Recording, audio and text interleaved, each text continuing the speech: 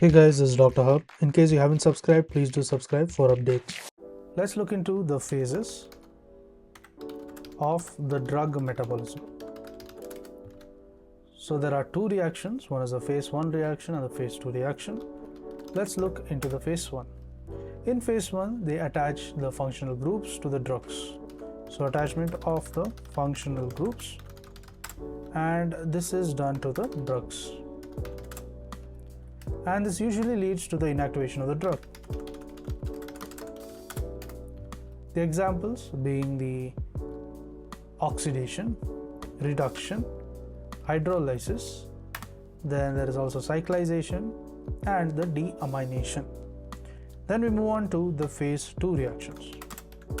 The phase 2 reaction, it attaches the conjugates to the drug. Conjugates to the drugs, and it facilitates in the drug elimination. So they contribute in the drug elimination. So what are the examples?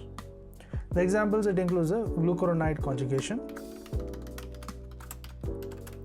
Then comes the sulfate conjugation, the glycine conjugation, the glutathione conjugation, acetylation, as well as a methylation.